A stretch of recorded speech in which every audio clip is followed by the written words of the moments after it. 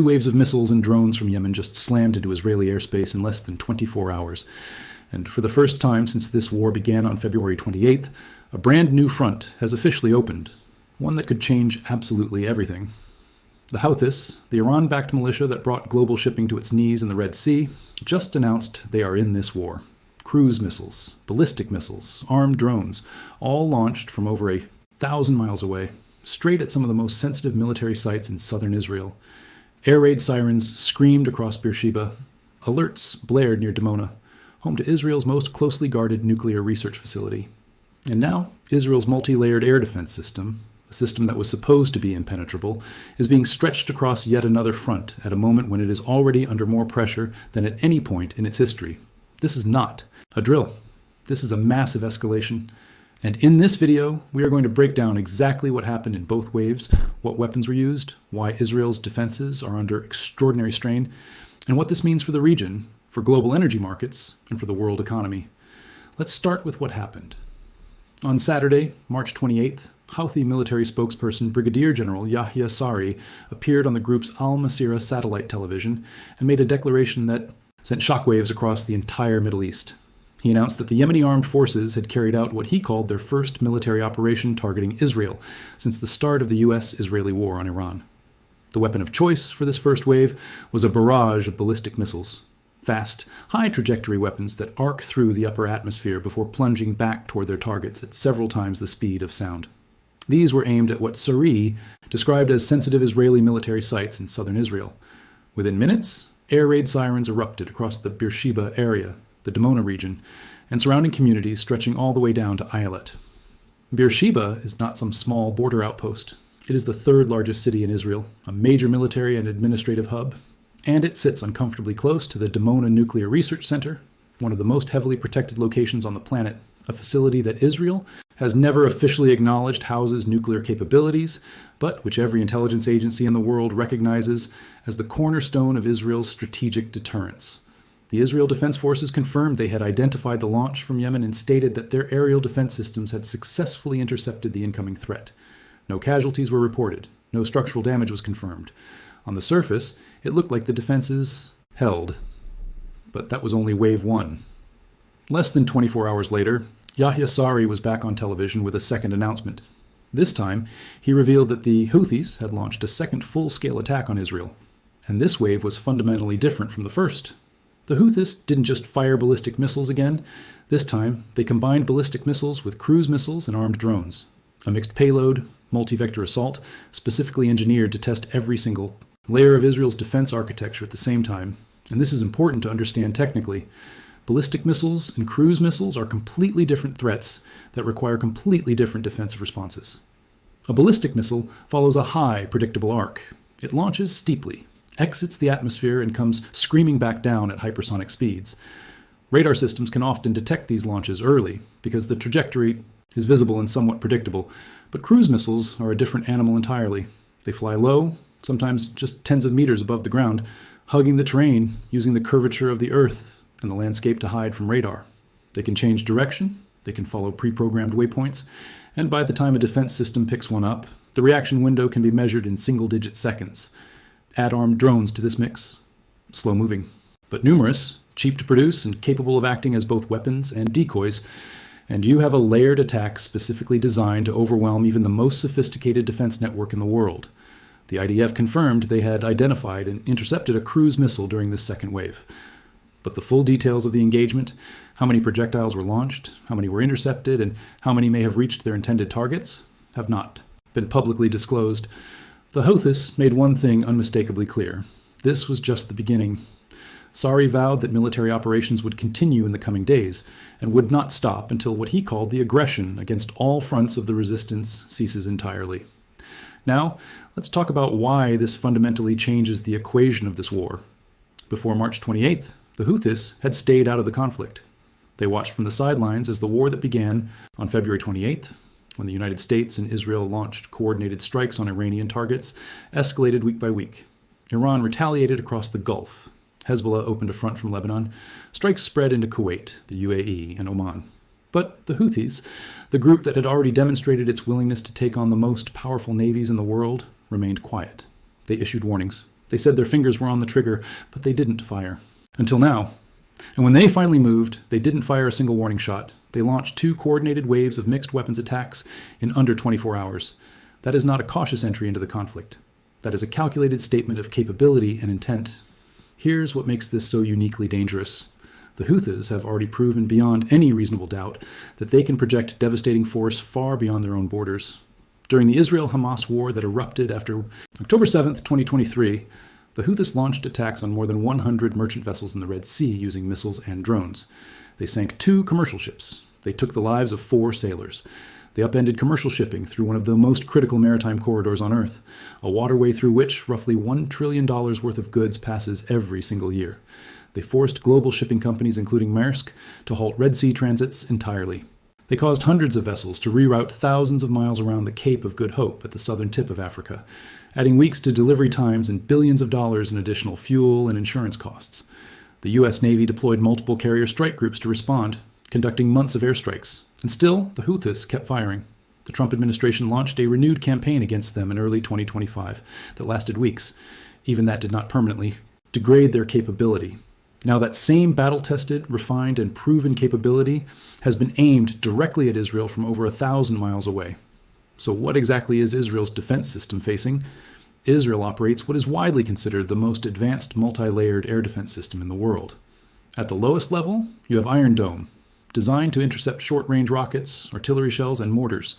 Each Iron Dome interceptor costs between $50,000 and $70,000. Above, that sits David's Sling, which handles ballistic missiles, cruise missiles, and medium to long-range rockets, at approximately $700,000 per interceptor. Then, the Arrow system, Arrow 2 intercepts ballistic missiles inside the atmosphere, while Arrow 3 destroys them in space, outside the atmosphere entirely. A single Arrow interceptor costs roughly $3 million. And the final backstop is the American-made THAAD system, Terminal High Altitude Area Defense, with interceptors that cost approximately $15 million each. On paper, this is extraordinary technology, and it has been performing at levels beyond what the designers themselves predicted. IDF spokesperson Lieutenant Colonel Nadav Shoshani confirmed that in the first 23 days of the war, Israel's integrated defense network achieved a 92% successful interception rate.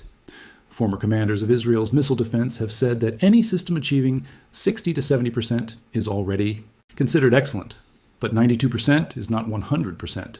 And in a sustained war where missiles arrive every single day, that 8% gap has already proven devastating. Just days before the Houthi attacks, Iranian missiles penetrated Israeli defenses and directly struck 2 civilian neighborhoods in the towns of Arad and Dimona. Over 115 people were injured, including 11 seriously. Windows were blown out across entire residential blocks. The strikes occurred near the Dimona nuclear facility, raising profound questions about whether Israel is able to guarantee the protection of its most strategic assets over prolonged conflict. The IDF has not publicly explained the specific interception failures. Former Air and Missile Defense Force Commander Ran Kochov told reporters that the system requires real-time decisions, matching the right interceptor to the right threat in fractions of a second, while the incoming missile is traveling at multiple times the speed of sound. He described it as trying to shoot a bullet in midair with your own pistol. Yehoshua Kaliski, a senior researcher at Israel's Institute for National Security Studies, stated plainly, "There is no such thing as 100% hermetic defense. Misses are a statistical certainty. Now, layer the Houthi threat directly on top of what Israel is already absorbing. Iran has been launching approximately 30 missiles per day toward Israel, down from 300 per day during the opening exchanges. The IDF says it has destroyed over 70% of Iran's missile launchers in stockpile since the war began. But intelligence estimates show Iran rapidly rebuilt its manufacturing capability after the June conflict reduced its arsenal from 3,000 munitions to fewer than 1,500. Before this current war even started, Tehran reportedly had 2,500 missiles ready to fire. A former senior Israeli security official warned bluntly, Israeli defenses cannot absorb 3,000 to 5,000 missiles, and Iran was on track to surpass those numbers within a year. Now add Houthi cruise missiles, ballistic missiles, and swarms of drones coming from the south, a completely different trajectory than threats arriving from Iran to the northeast and Hezbollah from the north. Israel systems now have to simultaneously track and engage threats from 3 separate fronts, at different speeds, different altitudes, using different defensive protocols. Every interceptor fired at a Houthi cruise missile is one fewer interceptor available when the next Iranian ballistic missile arrives, seconds later. This is not just a military problem, it is a resource depletion problem, and the math is getting worse with every passing hour. Let's talk about what the Houthis could do next, because this is where it gets genuinely alarming for the global economy. Mohammed Mansour, the Houthis' deputy information minister, told local media that they are conducting this battle in stages. Then he made a statement that should worry every person who buys gasoline, every investor watching the markets, and every government tracking global supply chains. He said, and this is a direct quote, "Closing the Bab al-Mandeb Strait is among our options." The Bab al-Mandeb Strait sits just off the coast of Yemen. It is one of the narrowest and most strategically critical maritime choke points on Earth, the gateway connecting the Red Sea to the Gulf of Aden and the Indian Ocean, and ultimately the only route to the Suez Canal from the east. About 30% of Israel's total imports pass through this waterway. But it is not just about Israel. Around 12% of global trade passes through this strait. If the Houthis follow through, the consequences would be immediate and severe. Because right now, the Strait of Hormuz, the other critical choke point controlling access to about a fifth of the world's oil and liquefied natural gas supplies, is already effectively under siege. Iranian threats to attack ships have kept most oil tankers from even attempting passage. Only a few vessels under Pakistani and Indian flags have transited safely, after specific Iranian guarantees. Brent crude has already surged more than 50% since February 28th. Gas prices in the United States are averaging nearly $4 a gallon. Diesel, which powers the trucks and ships that move, goods is even higher. Farmers are facing mounting costs. Shipping insurance premiums for the Middle East have multiplied several times over. If the Bab al-Mandeb shuts down alongside the Strait of Hormuz, the world faces two of its most critical shipping lanes closed simultaneously. Ibrahim Jalal, a senior researcher on Yemen and Gulf affairs, described this as a coordinated multi-strait blockade and called it very alarming. Mohammed El-Misri, a professor at the Doha Institute for Graduate Studies, warned that closing the Bab al-Mandeb, the Red Sea, and the Suez Canal alongside the Strait of Hormuz would create the most severe disruption to international trade in modern history. And this is precisely what Iran has been preparing for. Analysts say Tehran spent years building the Houthis into a capable, battle-hardened proxy force with long-range precision strike capabilities for exactly this kind of multi-front, multi-domain conflict where every new front bleeds Israeli resources and stretches American military power thinner and thinner. Think about this from a strategic perspective. Before the Houthis entered, Israel was managing two primary threat axes, Iran from the east and Hezbollah from the north. The defense systems were calibrated, the interceptor reserves were being managed, and the IDF had what they considered a sustainable operational tempo. The Houthis just shattered that calculation entirely.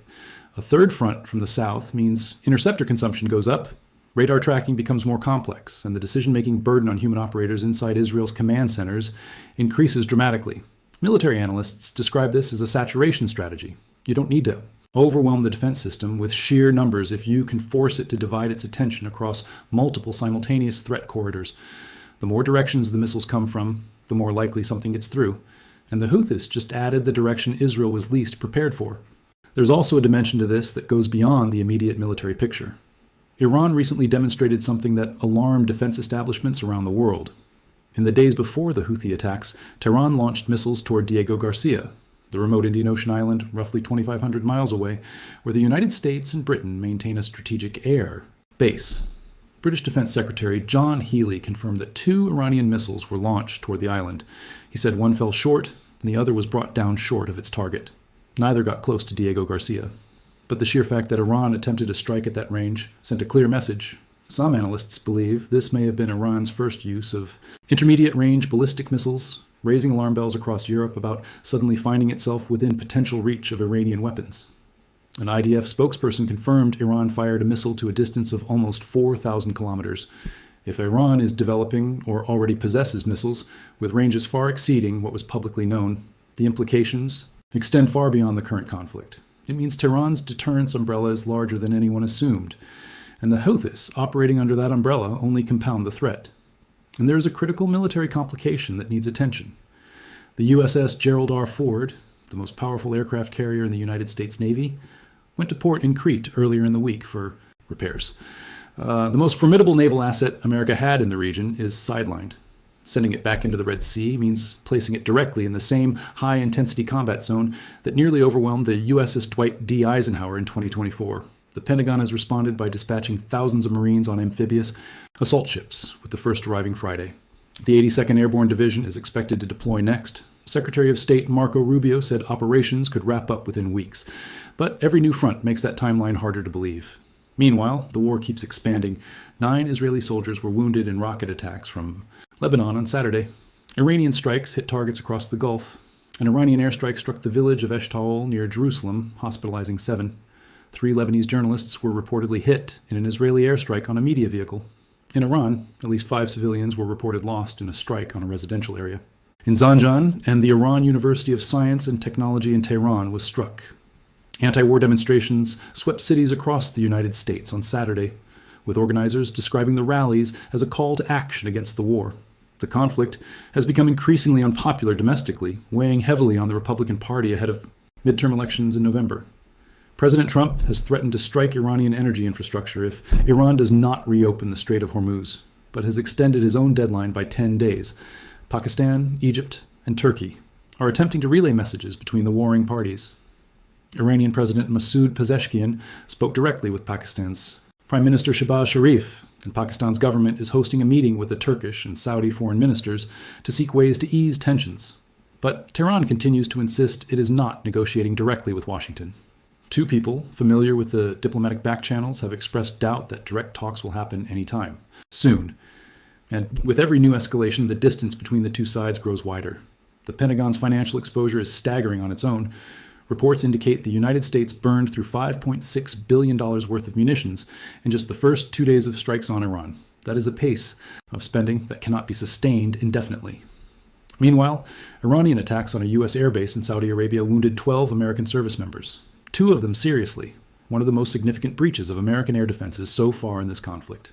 The war is costing real money, real munitions, and real casualties on every side, and nobody has a clear exit strategy. And now, with the Houthis officially in the fight, launching waves of mixed weapons attacks on Israel and openly threatening to choke off another critical global shipping lane, the window for any kind of diplomatic resolution is narrowing rapidly.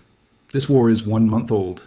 In that time, it has spread from Iran to Israel to Lebanon to the Gulf states to the Red Sea, and now from the mountains of Yemen to the skies above Beersheba. Every week, a new front. Every new front makes the next escalation more likely. The financial costs are mounting in the hundreds of billions. The human costs are climbing daily. The Houthis have shown they can reach Israel from over 8,000 miles away. They have demonstrated the ability to launch sophisticated multi-vector waves in rapid succession. They have made it absolutely clear they are not stopping. The question now is not whether this war will escalate further. The question is how far it goes before someone finds a way to bring it to an end. And right now, nobody, not Washington, not Tehran, not Jerusalem, seems to have that answer. If you want to stay on top of this rapidly evolving conflict and understand what every new development means for the region and the global economy, make sure to subscribe and turn on notifications, because the next escalation could come at any moment.